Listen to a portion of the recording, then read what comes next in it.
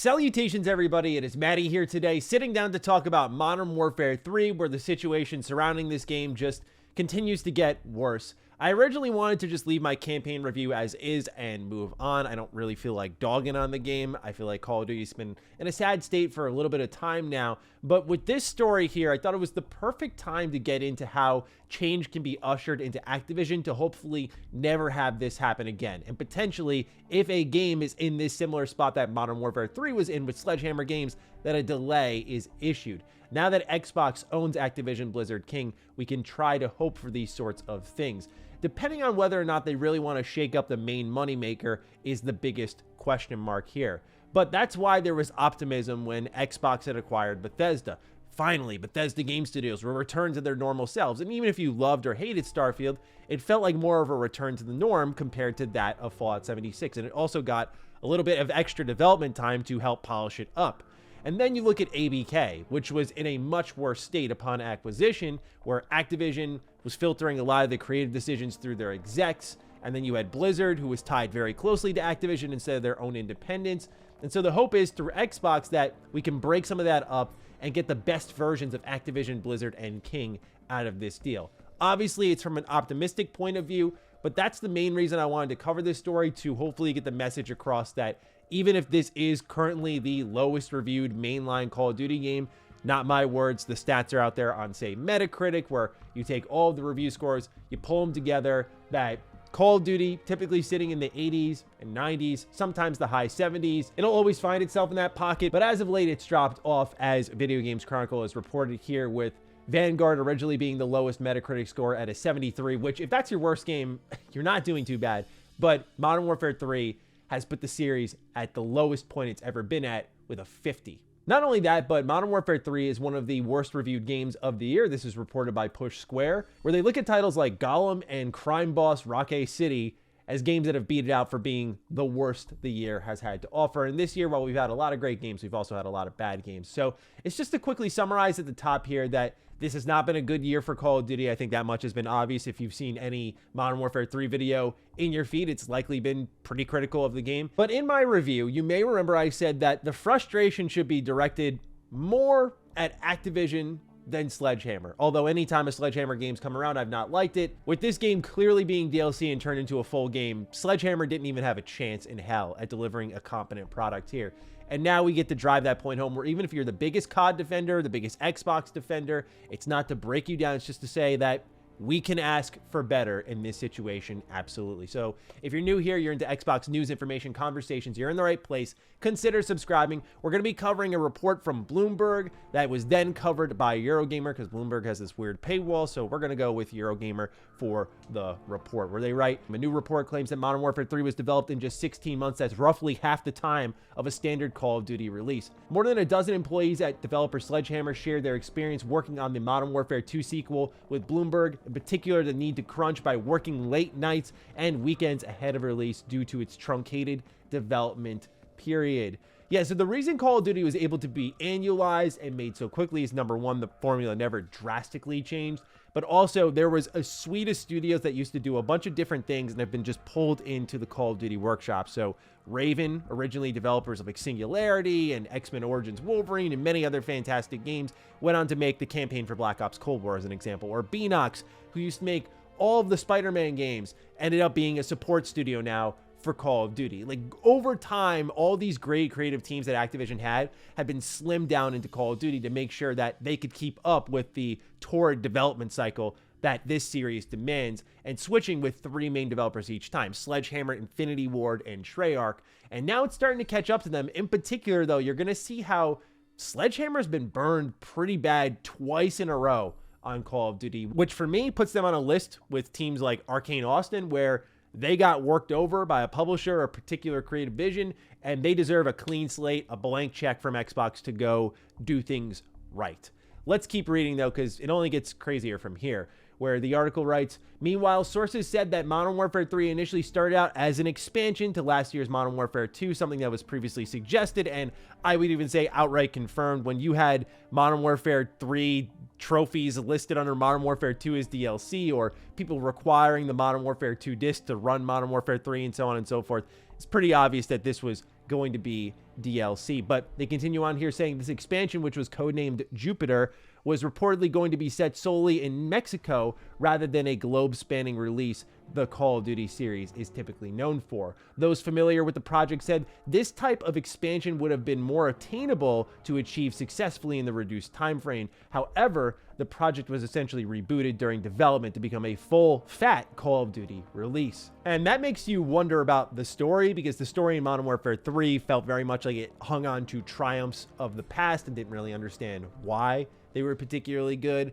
And so if they were planning on focusing on just one area and then had to do this globe-spanning sort of campaign, I said it in my review, it's impressive in the way they made this full game in the time span they did have, but in the terms of quality, it's just not there, unfortunately. It only gets more wild, though, so let's keep reading.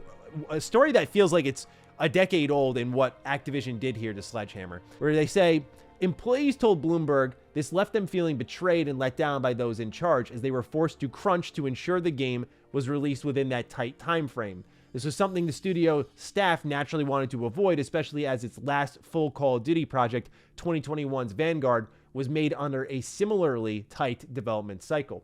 In addition, employees at Sledgehammer Games said they did not want to work on Modern Warfare 3. Following the release of Vanguard, the studio actually pitched a game set in the world of Advanced Warfare, codenamed Anvil. However, before this idea could really get off the ground, the team was informed it would instead be working on Modern Warfare 3. So this is something that I wanted to loop it back into what people have been saying about Xbox. We're going to talk very briefly about Blizzard at the end of this video, but there's this hope that's been instilled in that team that through Xbox, Blizzard will gain its independence once more. It won't just be Activision Blizzard, but Blizzard making their own choices for their games, for their creators, and so on and so forth, instead of what has been happening, which is Blizzard has an idea or Blizzard wants to make a game and they go through the Activision execs. And you're seeing that right here, right now, with the cash cow Call of Duty.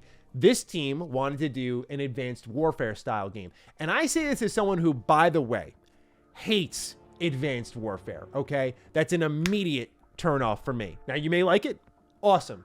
Not really the point, though, at the end of the day, right? What matters is we had a team who wanted to do one thing, and when a team wants to do something, they'll tackle it with more energy and more creativity. We, the gamers, get a better product, and maybe you got someone like me who went, hey, I don't like Advanced Warfare, but this one is pretty good.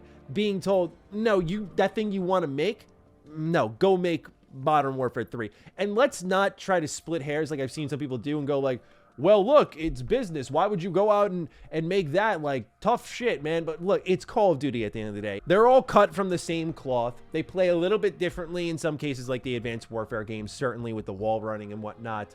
And many people adore them, but I'm surprised that they didn't just greenlight this because it's another new Call of Duty game, but they need another cheap full release here and saw a lot of money in taking an expansion they invested very little into and turning that into a $70 product that millions would buy. Subsequently, during the development of Modern Warfare 3, staff were said to have been left frustrated by the need to run their content by executives from Infinity Ward, another Call of Duty developer. Sledgehammer Games employees said they had to deal with inefficiencies, waiting on feedback, and making significant and sometimes unwanted changes based on the directives from above. I think this would explain some of the lack of polish. One thing that I mentioned in my Modern Warfare 3 review was that Call of Duty games, for their absolutely insane output, come out, in my opinion, up until Vanguard, relatively polished. They do a good job at making sure they're cleaned up releases, and that's why they always had my respect. I'm like, look, yeah, you're pumping them out. Yeah, they're not really reinventing the wheel, but they're not broken either. And like, that's half the battle nowadays in modern gaming. But as you started to see that taper off, I mean, here I thought it was the most apparent with like the AI and the campaign and whatnot. And so now we move on to the response from Sledgehammer Games, where they post this massive write-up here on their Twitter account from their studio head at Sledgehammer Games, claiming how proud they are of Modern Warfare 3, the full game at launch, and the upcoming year of content. They mentioned that this is the labor of love, and at the bottom you'll see here that readers have added context that they thought people might want to know, which is that more than a dozen Call of Duty devs have said that Modern Warfare 3 was originally developed as an expansion to MW2,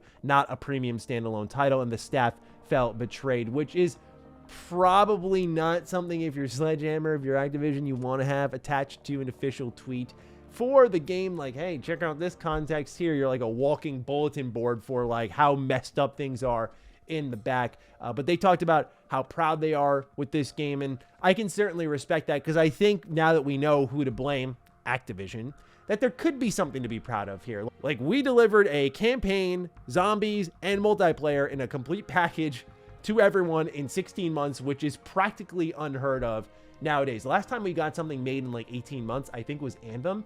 Obviously, you see the consistency here, right? When you get a small amount of development time, your game doesn't come out that great. It's not the early 2000s anymore, where you hear how like Resident Evil 4 story was written in a month, and people love that story, right? You just don't get that anymore, unfortunately. And so that leads us to the last talking point here, which is Blizzard here, where you see the headline says Blizzard boss is optimistic about a more independent future under Xbox. And so Blizzard has been very much vocally optimistic about the leadership with Xbox and how they feel, you know, the shackles will be removed. And I imagine after this Call of Duty release, many developers within the Activision family are hoping for the same thing. One thing that's gone on record throughout multiple reports after Phil Spencer and his team at Xbox had toured all of the Activision Blizzard King studios is it wasn't about we're here to tell you what to do, it's what do you want to do. And so a game like Anvil, which was the code-named Advanced Warfare game that was originally pitched by Sledgehammer, actually may have been greenlit. We do live in a field of creations that's also a business, so at times people do need to understand, who are out there watching and trying to learn more about the industry, that not every project's going to get the green light. Like, I think most people can assume that, but when it comes to the passion, right, that's the well Xbox has already gone back to time in, time out. If the team wants to do it, we want to do it. And I hope they put their money where their mouth is with Call of Duty, because this is the tough decision they're going to have to make. To make that choice of Call of Duty, like, okay, you need an extra year, you got it. You got to delay your biggest annual moneymaker. You know what one of the top selling games of this year was before MW3? It was last year's Call of Duty, MW2. That's how much carryover it has. Granted, they released late in the year, but it ends up being one of the best selling games of the year prior, 2022, and even the follow-up year because of how many people go out to pick up Call of Duty. It's a dominant franchise. Even in its worst years, Vanguard was still selling really well. So if you're Xbox, do you want to mess up that moneymaker? That's where I wonder how they're going to shuck and jive, because certainly on an optical level, I think Xbox has a major chance to take a win here and say, okay, next Call of Duty, delay it if it needs it. How do we help? How do we make this the best Call of Duty yet? How do we make this the biggest Call of Duty yet? Because Xbox, if you want to show people like Call of Duty does best under you, you got to make some type of statement, right? And now's the perfect time to react with all of this information being taken in.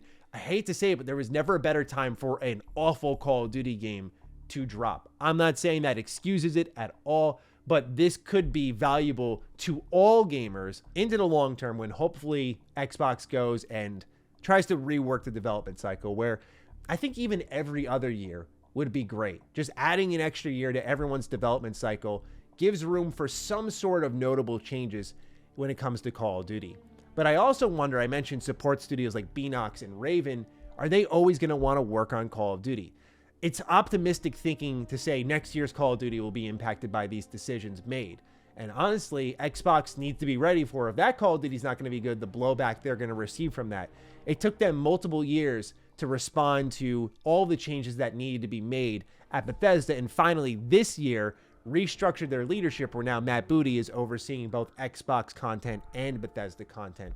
We still have yet to see any changes in leadership for Activision, which I imagine will happen in 2024 when Bobby Kotick is out. So I feel like it's going to be some time. So that's what's happening in the world of Call of Duty. I'm looking forward to seeing your thoughts down below. Fire away. Other than that, follow me on Twitter, follow me on Instagram. Those links are in the description down below. And a big shout out to all the patrons, all the members who continue to support the heck out of the content here. Stay sexy, stay active. I love you all. Peace.